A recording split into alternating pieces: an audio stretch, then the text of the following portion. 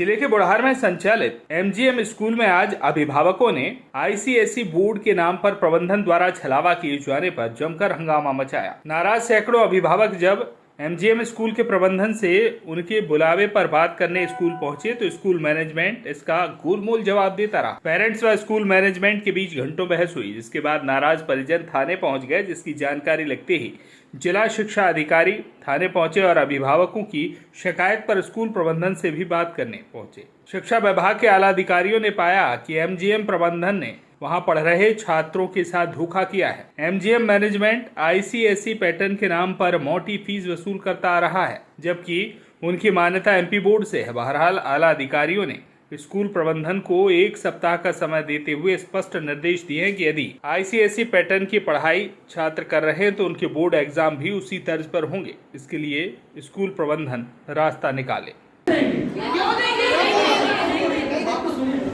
Admission होगी।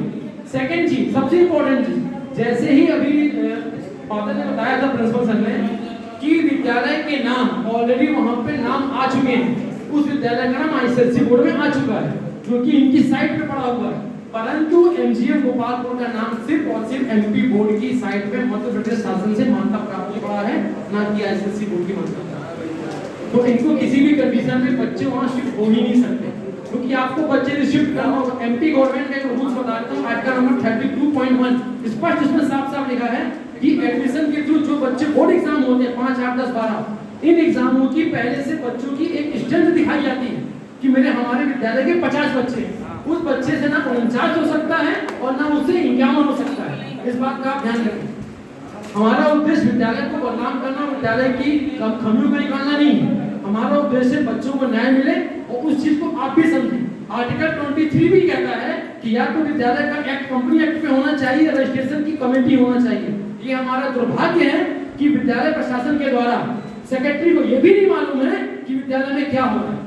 ये दुर्भाग्य हमारा। ये सेक्रेटरी यहाँ 9 बजे खड़े होते, सेक्रेटरी सामने बैठे, उन्होंने भी कहा भी है कि इनको कुछ भी नहीं मालूम कि विद्यालय में क्या हो रहा है, विद्यालय की क्या पोजीशन है, क्या पेरेंट्स मीटिंग आज क्यों बुलाई गई, उनको ये भी नहीं पता है। तो ये गलती विद्यालय के प्राचार्य, विद्यालय की प्राचार्य महोदय का तो सबसे पहले।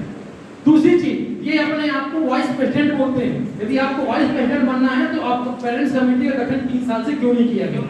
पहली बात। सेकेंड चीज, उस स्कूल में जब विद्यालय में हंगामा हुआ तो वहाँ पेरेंट्स कमेटी बनाई गई। पेरेंट्स कमेटी का गठन इसलिए नहीं किया जाता है ताकि ऐसे मुद्दे सामने ना आए। आप लेटर जो चिपकाते हैं वो डीपीआई का चिपकाते हैं। एज लोक संचालनालय विभाग मध्य प्रदेश भोपाल का लेटर चिपकता है आपके पास। अब आती है बोर्ड एग्जाम के एग्जामिनेशन की बात। एक बहुत छोटी चीज सोची, जो मैंने इसके पहले भी कहा था। मैं दुकान पे खरीदने जाता हूँ सैमसंग का मोबाइल, मैंने मन बनाया कि आज मैं सैमसंग का अल्ट्रा 23 लूंगा और वहां जाके मेरे को दे देता है ओप्पो का चाइनीज मोबाइल, तो आप लोगे क्या? अगर आप ले सकते हो तो मान लीजिए, आप लोगे क्या? लड़की दिखाई गई दूसरी खूब गोरी और शादी कर दी बिल्कुल काले से, मान लोगे क्या? तो जो आपकी करनी है उसी करनी के आधार पर आपको काम करना पड़ेगा।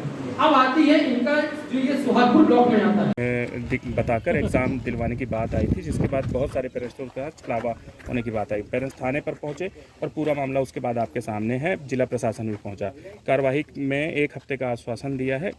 तो इस पर आपका क्या कहना है, चूँकि आप समाज सेवी हैं, प्रथम नागरिक हैं? जी, मुझे फ़ोन आए पेरेंट्स के, तो मुझे पता चला कि इस तरह से बात आई है सामने कि आईसीएसई बोर्ड बता के एमपी बोर्ड की मार्कशीट दी जा रही है। पेरेंट्स ने मुझे एमपी बोर्ड की मार्कशीट भी दिखाई, जिस पर ये भी डिफाइन नहीं था कि वेदर इट इज़ आईसीएसई के एमपी बोर्ड है। मैंने तुरंत त्वरित तौर पर तहसीलदार को, जो शिक्षा विभाग से संबंधित अधिकारी थे, उनको मैंने बुलाया, क्योंकि जिस तरह से पेरेंट्स उग्र थे, जिस तरह से उनको लग रहा था कि उनके साथ और उनके बच्चों के साथ गलत हुआ है, तो उनको बुला के यहाँ पर पूरे डिपार्टमेंट्स जो भी एजुकेशन के थे वो यहाँ पर आए।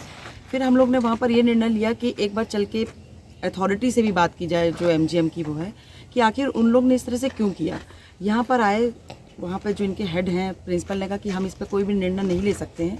तो उन्होंने अपने हेड डिपार्टमेंट में भिलाई में बात की है और उन्होंने 1 सप्ताह का समय मांगा है, जिसमें पेरेंट्स की मांग ये है और जो जायज़ मांग भी है, क्योंकि पेरेंट्स से जब ये कहा गया कि आईसीएसई बोर्ड है, तो मुझे लगता है कि आईसीएसई बोर्ड की मार्कशीट वो डिज़र्व करते हैं, क्योंकि उनसे यही कह के उनको एडमिशन दिया गया था। तो हम लोग ने ये बात रखी है और अधिकारियों ने ये बात रखी है कि आप तुरंत इस पर ये निर्णय करें कि जो आपका एक स्कूल धनपुरी में है जो आईसीएसई से एफिलिएटेड है, उसमें आप बच्चों को एनरोल करें और उसमें बच्चों को एडमिशन लेके बच्चों को आप फिर से आईसीएसई बोर्ड की मार्कशीट दें। चूँकि बच्चे 5th और 8th में हैं तो ये स्कूल एमपी बोर्ड में है, तो मेन ये है कि बच्चे जो आगे अगर एडमिशन चाहेंगे कोई दूसरे स्कूल में, केवी स्कूल में, सैनिक स्कूल में या कोई भी सीबीएसई पैटर्न में, तो बच्चों को दिक्कत आएगी क्योंकि पढ़ वो आईसीएसई रहे हैं और एग्ज़ाम वो एमपी बोर्ड का देंगे, तो कहीं ना कहीं एक एथिक्स के खिलाफ है। तो हम लोग ने यही बात की है कि आप लोग सही निर्णय पे आइए क्योंकि पेरेंट्स और बच्चों के साथ अन्याय नहीं होना। बीते 6 सालों से स्कूल संचालित है, 2017-18 से 2023 चल रहा है। इतने दिनों तक जो इन्होंने एमपी बोर्ड आईसीएसई बताकर छलावा किया है, क्या प्रबंधन के खिलाफ एफआईआर होनी चाहिए? आपका व्यू क्या है? मेरा तो यही कहना है कि देखिए, एजुकेशन एथिक्स का मामला होता है। अगर हम प्रिंसिपल और वैल्यूज सीखते हैं कोई भी बच्चा, तो वो नवीनीकरण एक स्कूल से होता है। अगर इस तरह का किया गया और पेपर में इस तरह के फ्रॉड पाए गए तो वाकई में वो अन्याय तो है और गलत भी है। तो इसके खिलाफ प्रबंधन को स्ट्रिक्ट जो भी वैधानिक कार्रवाई होती है वो ज़रूर करनी चाहिए। लेकिन अगर पेरेंट्स इस चीज़ से वाकिफ़ हैं कि अगर पेरेंट्स का ये निर्णय, मैं मेरा ये कहना है क्योंकि बच्चे इस स्कूल में पढ़ रहे हैं और बच्चों का भविष्य अधर में लटके ना, तो जो पेरेंट्स का निर्णय होगा उस निर्णय को सर्वमान करना चाहिए।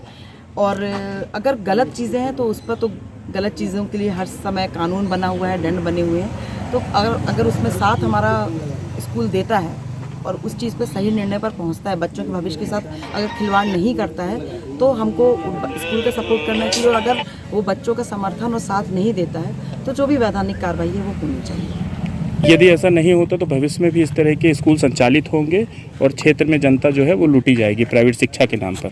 मेरा एक जनता से भी ये अपील है, आप चाहे इसको एक जागरूकता के माध्यम से कह लें, चाहे जिसके माध्यम से कह लें, अगर हम अपने बच्चे को किसी भी स्कूल में एडमिट कराते हैं तो हमको हर चीज़ों को बारीकी से समझना चाहिए। और अगर हमारे मन में कोई भी क्वेरी है कोई भी चीज़ को लेके, तो हम बिल्कुल फ्री होना चाहिए और प्रिंसिपल से और वहाँ की अथॉरिटी से ये पूछना चाहिए कि आपके स्कूल में इस तरह का है तो क्या ये सही है या गलत।